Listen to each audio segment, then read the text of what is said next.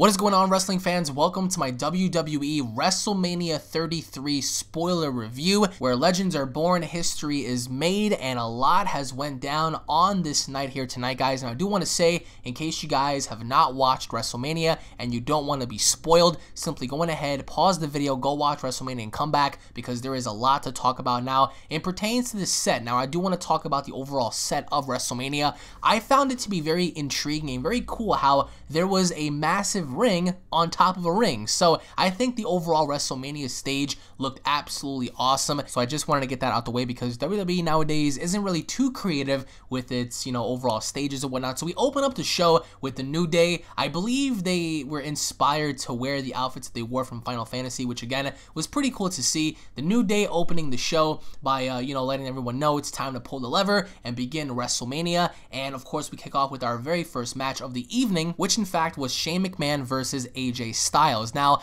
I did have a problem with this, because having to know AJ Styles and seeing the type of performer that he is, we all assumed that he was going to be midway in the show, and I believe it was kind of lame to have him open the show, where I thought that this match was going to be, one of the most important matches of the evening, and for it to open up the show, I believe, was definitely unneeded. I think that something else should have opened up the show, but of course, we started off the match with AJ Styles versus Shane McMahon for WrestleMania's opening, and honestly, this was a very good match. I mean, right from the beginning, we saw a little bit of chain wrestling. We saw how they're trying to build up on the story that AJ and Shane have been having now in the last couple of weeks, and back and forth. I mean, Shane actually was very good. I'm gonna have to say that Shane McMahon looked better against AJ Styles this year than he did against The Undertaker last year, and that's because we got to see a little bit more from Shane McMahon in terms of chain wrestling, in terms of, offensive moves. We saw the angle slam. So, Shane, although he was off, during certain periods when he was attacking and striking AJ, I still think nonetheless it looked very good.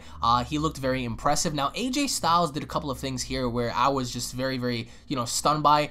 We saw the one-arm Styles clash. We saw the referee get a Pele to the head. It was pretty funny, actually, because they actually built into utilizing the trash can and for the coast to coast and whatnot. So there were certain things that happened in this match where it was very enjoyable. I just felt as if this match should have taken place, way later on in the show. But overall, for both performers, I'm gonna have to, tip my hat for both of them. And I really wasn't expecting for Shane McMahon to pretty much keep up with AJ. Although, if you pay attention very closely, we can see that Shane McMahon was blown up, a little bit during like the early parts of this match. But again, he did very, very good. And what was really cool about this was the idea that once the referee got knocked down, we saw how AJ Styles pretty much got up on the top rope and he put the garbage can right in front of Shane McMahon, and we see how Shane pretty much countered that, because Styles like he was gonna do the coast to coast, and he had everything set up, and we saw how Shane pretty much smacked him across the head with the garbage can. It was pretty cool to see a really brutal match,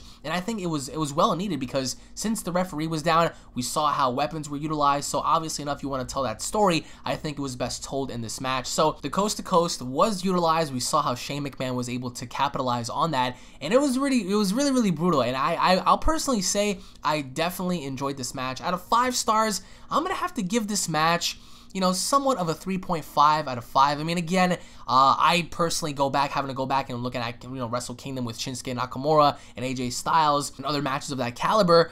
We saw better from AJ, and but overall, it was a very enjoyable match. And I want to know down below your overall feedback on this match. The only thing I had a problem with was just having this be the opening. I think that this should have, been saved for later on in the show. But even so, we saw tables being, utilized here with, Shane McMahon dropping the elbow, and we saw several things happen. So this again was very entertaining. I loved how the referee sold the kick to the head, because we saw how once the referee went down by getting kicked in the head, essentially enough, we saw how from there they were able to do all the crazy stuff. Now again, the referee was down for quite some time, but we see how Shane was able to drag AJ Styles onto the table, and we saw how from then things just got really crazy. But what I have to admit here is Shane McMahon did a shooting star press. You have to give this man credit for that, because to pull off a shooting star press, even though he missed, it was the final acts of the match either way. He did a shooting star press onto AJ Styles, and AJ moved out the way to connect with the phenomenal forearm,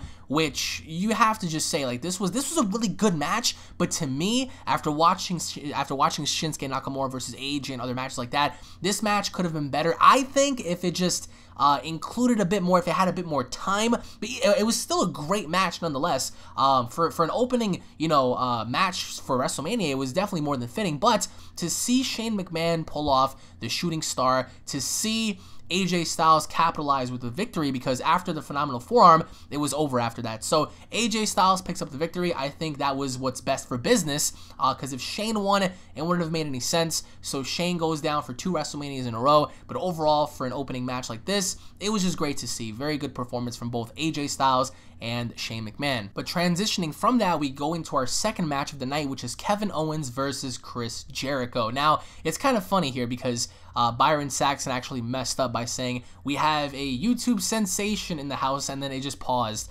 And pretty much it was Lily Singh, aka Superwoman. She was there, and that was pretty cool to see. They pretty much mentioned how she collaborated with the Bella Twins and The Rock and whatnot. So it's pretty funny because, I'm the only YouTuber on this platform, I think, that actually wrestles. But needless to say, it was pretty cool to see that, Lily Singh was there and other celebrities as well. But nonetheless, we have Chris Jericho versus Kevin Owens, and they had to follow the match between Shane and AJ Styles. Now, I will say that this match, back and forth, even from the beginning, was very intense. We saw how, Jericho and Owens were on the offensive, and then Jericho quickly, utilized Owens into a Walls of Jericho. So right from the opening start, we see how Jericho is trying to close off the match with Owens with a via Walls of Jericho. And the match in and of itself, depending on where you stand on it between what happened prior to this match, that being Styles and McMahon versus Jericho and Owens, having a look at this match, I personally did enjoy it, especially with the story that went off of this. Now, the one thing I did not agree with on this match was we saw during Kevin Owens' entrance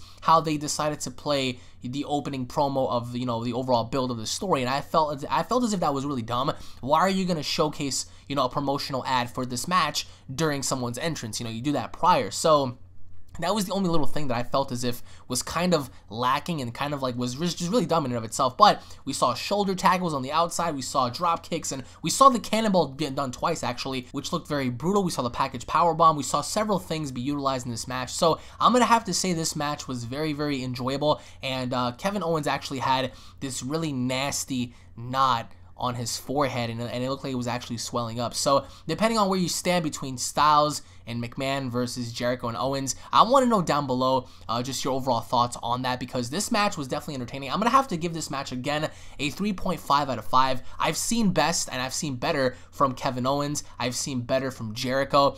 For example, we've seen Jericho and Michaels. We've seen Jericho and Kurt Angle.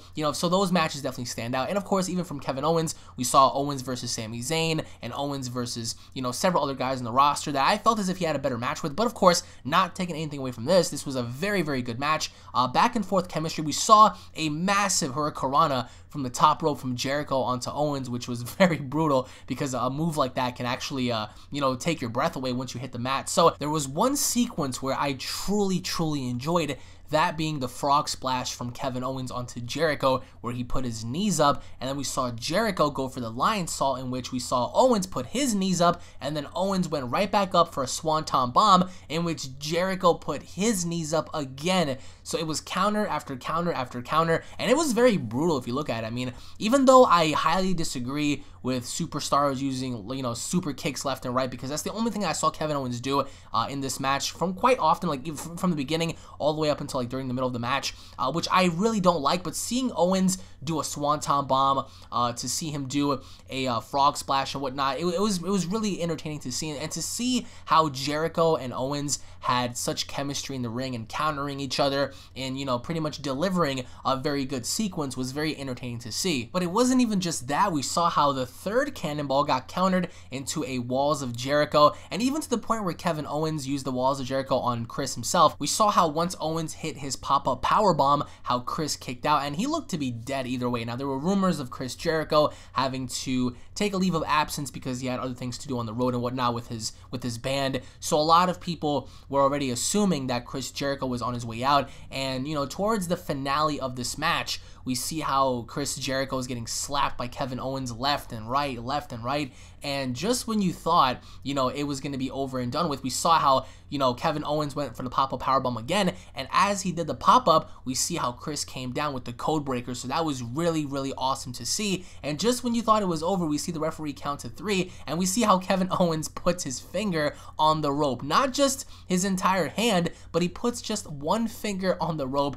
to get a rope break, which I thought was very ingenious, because after taking a code breaker like that, we saw how Owens was quite a bit away from the rope, but he put one finger up to just solidify his existence in this match, in which again towards the very end we saw a power bomb onto the side of the apron, in which Jericho was pinned for the 3 count, and Kevin Owens is your new WWE United States Champion. So if you want to look at it from like a certain standpoint, AJ Styles, Kevin Owens, the indie darlings, as they would say, got their chance to be victors at the biggest stage of them all, which is WrestleMania. So overall, if you had to ask me, between this match and the Shane McMahon match, this was the better match, but I've seen better from Jericho and Owens. If you want to, ask me for my overall opinion, this was the better match, having to follow Shane and AJ, but overall, I'm going to say that I've seen better from both. But in the end, we saw how Kevin Owens walked away as the WWE United States Champion. Now, of course, we move on to the third match of the night, which was the Women's Championship match involving Bayley, Sasha Banks, Charlotte, and of course Nia Jax in a 4-way battle for the WWE Women's Championship, and in which started off very hot. We see how everyone was trying to attack Nia Jax, and I think that the overall execution of making Nia seem like this unstoppable monster was definitely great to see in this match, because we saw how she was throwing Charlotte around, she threw Sasha around, and she's a big girl, you get what I'm saying? So it kind of made sense for that to even happen. But we saw how, they try to work off the idea like, wow, okay, so this is the threat here, and we even saw individuals such as Bayley step in there going up against Nia. And overall, for a women's match like this is really good to see. Many people out there would disrespect and saying, well, nobody really cares about women's matches and stuff, but I think the 4 women in this match definitely proved themselves. And there was one sequence where we saw Sasha Banks and Bayley try to back body drop Nia Jax, and we saw how, when after Charlotte kicked her in the mouth, we saw how it looked very brutal the way, Nia Jax landed. But overall, the premise of this match was focusing more on her, because she was the prominent threat, in which by the end of it, they commenced with a triple powerbomb to eliminate Nia Jax first. Now, a lot of people were wondering if Nia was going to hold the belt. You, in fact, were wrong. It was down to Sasha Banks, Bayley, and Charlotte, in which, again, I think this match was pretty much, it wasn't focused more or less on one person, but we get to see Sasha Banks and Bayley go at it, and the way Bayley landed on the outside from Sasha Banks' dive was really brutal, because it looked like she landed on her face, and trust me when I say that stuff hurts. But following this, we see an exchange go down between Sasha Banks and Charlotte in the ring, and we see how Sasha Banks was the second one to be eliminated, which ultimately means it was down to Charlotte and Bayley. Now, I do have to give props to Charlotte. She pulled off this really nasty corkscrew moonsault, in which 99% people cannot possibly even do. But for her to pull that off at WrestleMania from the top rope onto the outside was just amazing. I mean, you guys can think that she's a cunt, but you know what? By the end of the day, she has talent. And during this match, she showcased a lot of that, in which I still stand by my opinion in saying that Charlotte is the most gifted woman that is on the current roster right now. I love Bayley, I love Sasha Banks, I love everyone else, but in terms of overall feats, I mean, Charlotte is the one. So having to see her miss the moonsault against Bayley, it was very emotional, because this story has been built between Bayley and Charlotte having to say that you can't beat me. But of course, by the end of it, Charlotte has yet again lost another pay-per-view match, as Bayley came down with the Macho Man elbow to retain the WWE Women's Championship. Now, I would give this match a 3 out of 5. It was very good. I would much rather have seen a 1v1, because I do think the eliminations happened relatively quick. I think some of you guys may agree. The eliminations happened so fast, but the match was very entertaining. It was very good, but I felt as if it was a little rushed. I think that Bayley definitely deserved the victory here, but of course, having to see the way this match ended off, we saw how Bayley gave her this massive, belly to back suplex from the top rope, and then following that with the Macho Man elbow. It was very cool to see, but I just felt as if this match should have went on just a little bit longer because of the amount of, talent we had in the ring. But nevertheless, by the end of the match, Bayley is still your WWE Women's Champion. And of course, before we go into the fourth match, we do have the Hall of Fame presentation, and I'll be honest with you guys, man, seeing Kurt Angle back, it's really refreshing to see, because the man was, when he was at his peak, of course, he was one of the best on the roster. So hopefully enough, and I can bet my left testicle on this, we're gonna see Kurt Angle have another match, hopefully enough within the year. But just seeing the Hall of Fame induction is just great to see everyone there. But then we go into our fourth match of the night, which was the Raw Tag Team Ladder match, consisting of Enzo Amore and Big Cass, of course Cesaro and Sheamus, alongside the tag team champions Luke Gallows and Carl Anderson. And then the unthinkable happened. I think this was one of the greatest things that happened on this night.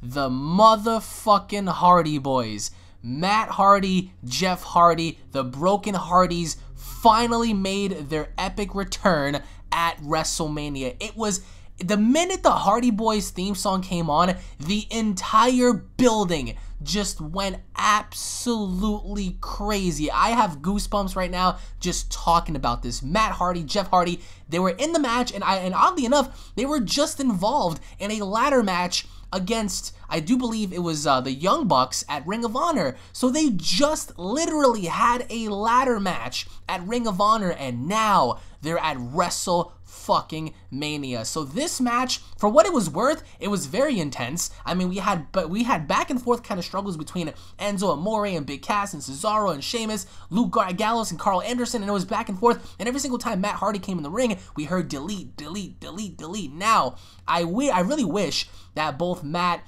and Jeff had their traditional gimmicks for their broken characters. Either way, I think that the way they were in this match, I mean, it was just insane. The crowd just couldn't stop cheering. I couldn't stop cheering. The fans were even just very one-sided, saying, "Let's go Hardys, let's go Hardys." But I mean, having to pace this match, this was a 4.5, 4-star match. Like, this was insane. Just having the Hardys there is nostalgic because I grew up on them. I mean, many of us have. And seeing the things they did with Carl Anderson and Luke Gallows, they pretty much pancaked them in between with the ladders. It was insane. Huge props, huge respect for these two for having to wrestle a ladder match a few days prior and then having to be a part of this. Now, the overall structure of this ladder match was insane because there was no structure. We saw back and forth, battles between Big Cass and Sheamus, and we saw how people were going through ladders. It reminded me actually of a Money in the Bank ladder match, but it really wasn't a Money in the Bank ladder match. That's how crazy this was.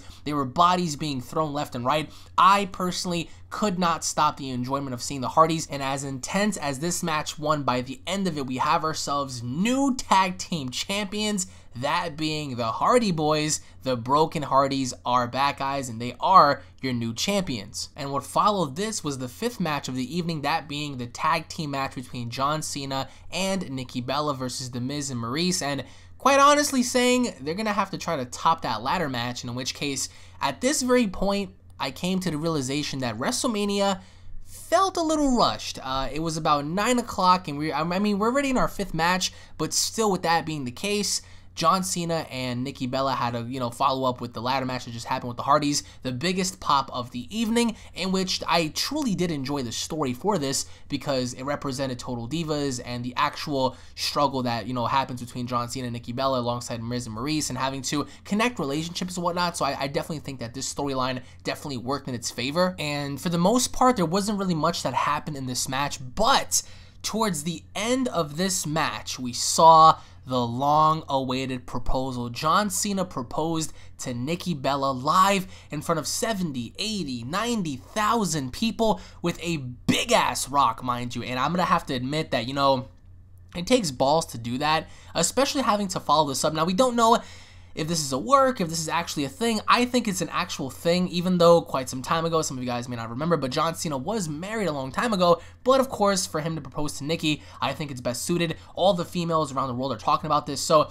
for the match in and of itself, I'm going to have to say so far, this was probably like the wackest match of the entire night so far. But of course, transitioning from that, we have ourselves the sixth match of the night, which was Seth freaking Rollins versus Triple H. And Triple H's entrance was godly. I mean, I don't care what anyone says, for him to come out with a squad of, you know, cops, and for him to, you know, have like this big ass like motorcycle hog, like, you know, it was crazy. And judging based on what I saw so far from, or at least from the entire match in and of itself, from Seth Rollins and Triple H, Seth Rollins and Triple H was way better than Roman Reigns versus Triple H last year. That goes without a shadow of a doubt, because from the opening, you know, bout of this match, we saw how Seth was on the offensive, and honestly, this was one of my favorite matches because just the way everything played off in this match. I mean, for Seth's knee, I'm not sure if like he actually injured himself at times, because he attempted to do some stuff which can really put your knee in a very awkward position to where you can get hurt again. But this match definitely was better than Triple H versus Roman Reigns last year. I mean, by far. And just seeing Seth Rollins perform at the current status that he is now, you have to give him respect, because coming back from a knee injury, it's not like you're coming back from like a bicep injury or shoulder injury. No, this is your knee. Like that's the supporting part of your body. You know, without your legs or without your knees, you can't really function. So to see Seth Rollins work the way he did, and giving Triple H the buckle bomb at first, and then messing up because he had to drop down because of his knee, and then having to see him, you know, climb to the very top of the pole, and to see him dive onto Triple H as well. Like, I mean, honest to God, you have to give Rollins credit for at least attempting to put on the best possible performance he could have. And even after doing the massive crossbody that he did off the top rope from the pole on down to the floor, I mean, it took something out of his leg. But, you know, Triple H having to be a professional, we saw how Triple H was able to, you know, pretty much be consistent with that story. And there were a few shots where you can pretty much tell that it was snug and it looked a little stiff, but, you know, it's WrestleMania, so that shouldn't be taken into account. It doesn't really matter, because this was an unsanctioned match, and for the time being, like I said, guys, I mean, this was one of my favorite matches just because of the intensity of both Triple H and Rollins, and having to tie this entire story together. I feel as if Rollins never hurt himself, you know, courtesy of Samoa Joe, I think that this story could have been that much better, and I do think that Rollins could have performed that much better, but you got to give props to the guy for even going out there and attempting to do the things that he did. And we saw how he went underneath the ring, he grabbed some chairs and stuff. Like, it was a pretty intense ass match. But of course, in the end, the winner was Seth freaking Rollins, which I think is a very good idea. I mean, people always shit on Triple H for quote-unquote burying talent. He didn't bury nobody. I mean, for how many years now has he been putting over talent? Has he been, you know, just signing talent from the indies, and people always want to give him shit? You guys got to give Triple H props and credit where it's due. He's the guy signing your favorite indie talent onto the main roster, and he's the one that's also putting them over. So props to both Triple H and Seth Rollins for putting on an amazing match. And then we segue ourselves into a performance by Pitbull, in which, I mean, let's be honest, nobody really cares about. So moving on from there, we head into the WWE Championship match between Bray Wyatt and Randy Orton, and I will say, for the most part, this was another very enjoyable match. Now, I will say there was something done in this match where I was amazed by, and that was every single time Bray Wyatt was in position to strike with, you know, Sister Abigail, we saw the ring pretty much have like this giant graphic of like worms and maggots, and it was something that we haven't seen, like, I think, ever in the WWE, and I think that was very creative. For the most part, Bray Wyatt was on the offensive in getting Randy Orton. I mean, they teased Sister Abigail quite a few times, and Bray Wyatt actually nailed Sister Abigail against the guardrail, which looked pretty brutal. But honestly, again, for another match for Mania, this was a really good match. Now, it just takes me by surprise to see how well WrestleMania 33 is, especially so far going into Bray Wyatt and Randy Orton. And we still have The Undertaker and Roman Reigns to look forward to, and Brock Lesnar and Goldberg. So we still had quite a few matches to go, and judging based on how everything was, everything looked very solid. And then even, you know, to see Randy Orton nail an RKO on the outside, it was really brutal. And I would have to say Bray Wyatt looked on point when he came out to the ring. We saw the Fireflies, and this match in and of itself was a very quick-paced match, at least early on, you know, dragging into the middle and whatnot. So for Randy Orton, though, I mean, people have mixed reactions on him, but so far, judging based on the card, a lot of us assume that, all right, well, this can go either way depending on the story, and the story played off in this match as well, because Bray Wyatt was using mind games each and every single time, you know, Randy was about to do something, and from the surprise that we got in this match, I'm gonna have to say that this match was definitely a 3.5 out of 5 kind of match.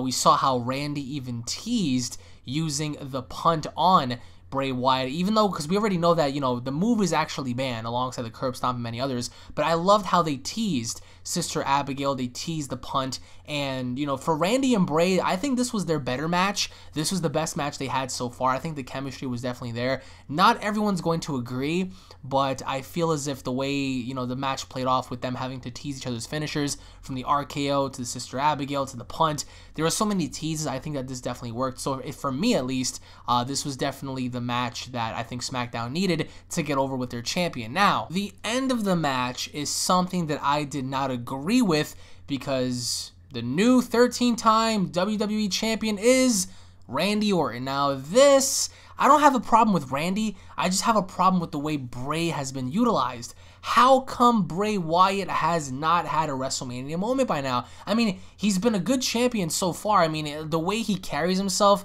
you know, is very idealistic, and the way, like, he just, you know, proposes himself. I mean, so far he lost to Cena, he lost to Taker, and now he loses to Randy. It's just like WrestleMania after WrestleMania after WrestleMania after WrestleMania after WrestleMania, he just seems to lose, and I don't think that, you know, that ought to be a thing.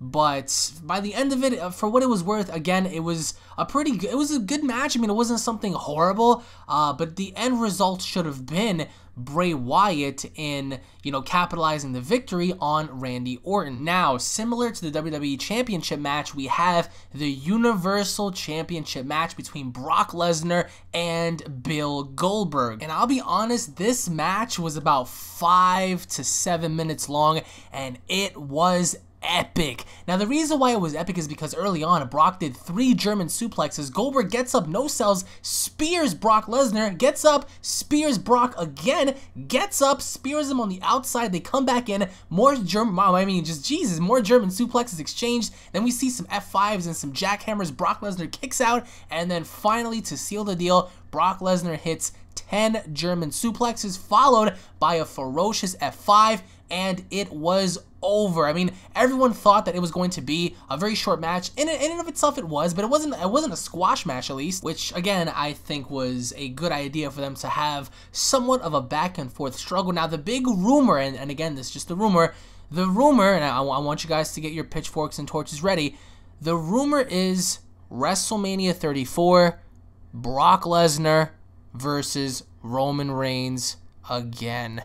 Yeah, not a very good sight. I mean, they're really trying to push Roman Reigns down your throats and being the guy.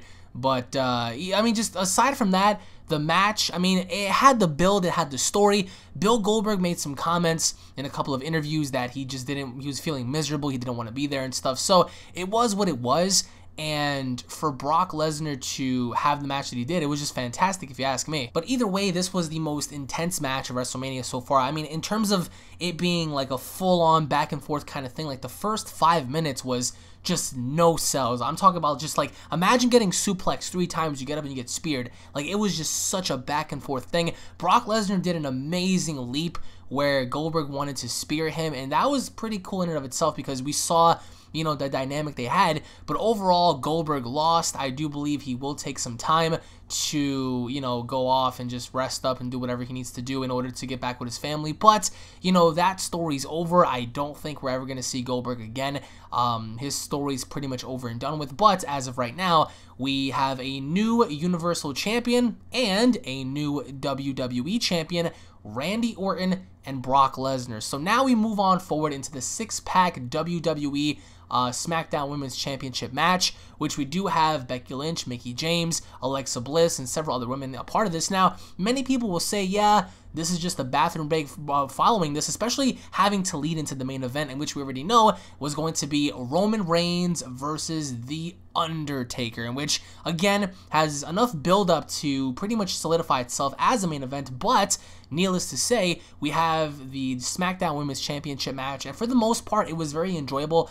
It wasn't as good as the Raw match. Not by far. Like, the SmackDown one fell short. the Raw's Divas match was definitely better, so I'm going to have to go with the Raw's Women's Championship match over this one. But by the end of it, Naomi actually was the winner of the match in crowning a new SmackDown Women's Champion, in which I do believe is fitting because she didn't really lose the belt when she went off with her injury. But either way, the match, it was a little sluggish. It really wasn't all that. I mean, like I said before, the previous women's match was a lot better than this, but at least we got Naomi to win and pretty much close off the SmackDown Women's Championship match with that. And at long last, the main event is Roman Reigns versus The Undertaker. Let me tell you guys something, man. I have grown up with The Undertaker, and having to see this match, I don't know, man, like, it's just a lot of people, for, you know, they want to see The Undertaker, you know, just go out in a bang and just close it off. But, you know, unless they plan on doing Undertaker versus Cena next year, it's really hard to say what's going to happen in the near future, because, I mean, so far, judging based on this match, what I really loved about this match was how The Undertaker was actually throwing Reigns out the ring, and he said, "This is still my yard, this is my yard," and the psychology was there. But it was also a no disqualification match, and for what it was worth, Roman Reigns, he did a couple of cool things. The spear from the English announce table onto the Spanish announce table was pretty cool, and I think having to execute the basement dropkick onto the side of the ring, that was also pretty cool. But it didn't really signify much, because either way, it's like some people will love him, most people will hate him, and the reason why most people hate him is because he has no character. He has nothing about him that kind of stands out. He's the exact same as he was in The Shield, and having to see The Undertaker in this match, I would definitely say I've seen better from both Roman Reigns and The Undertaker. But, I mean, it just from The Undertaker's perspective, especially having to see how he carried Roman Reigns throughout the entire match, and, you know, physically also carrying him from the last ride as well. I mean, it was a pretty emotional match, and, you know, to me at least, I would have to say, again, one of my favorite matches of WrestleMania. But, you know, having to see what happened in terms of like the outcome and whatnot, it was already predicted in essence, because by the very end, Roman Reigns is your winner, and that was complete bullshit if you ask me. I think that the match, even though it was entertaining, it wasn't the best match he ever had. I mean, for me, if it was up to me, I would have Undertaker beat Roman, and next year to close off his career, Undertaker versus John Cena. But, I mean, for the most part, it is what it is. I mean, Vince McMahon just will not let this hype train for Roman die out. So, I mean, I guess we're going to have to sit there and soak it in, man, that Roman is the guy now, because, you know, so far this is 2 WrestleManias back-to-back that he main evented in one. So, if you guys thought John Cena was bad, brace yourselves for a really bad storm. So let me know what you guys think, because this was a very interesting WrestleMania in and of itself. I mean, just from start to finish, it truly was. But post your comments down below. What did you guys think of WrestleMania 33? What was your favorite match? What were your favorite moments? What match do you believe overachieved, underachieved? Thank you guys for watching. As always, if you guys are wrestling fans, don't forget to hit that subscribe button on your way out. That way you guys are always up to date with all the latest wrestling news, information, and updates. If you guys enjoyed the review, if you guys enjoyed WrestleMania, go ahead and leave a like down below. Tune back in for more. Again, this wasn't the greatest WrestleMania of all time. I don't think any other can be. People can often make the comparison and say, well, WrestleMania 17 was the greatest, WrestleMania 18 was the greatest, WrestleMania 19 was the greatest, WrestleMania 24 was the greatest. People often make their comparisons, but again, I want to know your feedback down below as to what you guys believed was the best match of the night. I want to know down below as to what you guys believed was the overall most entertaining match of the night. Thank you guys for watching. As always, tune back in for more, and I'll be seeing you all in the next wrestling video. Take it easy, guys. Peace.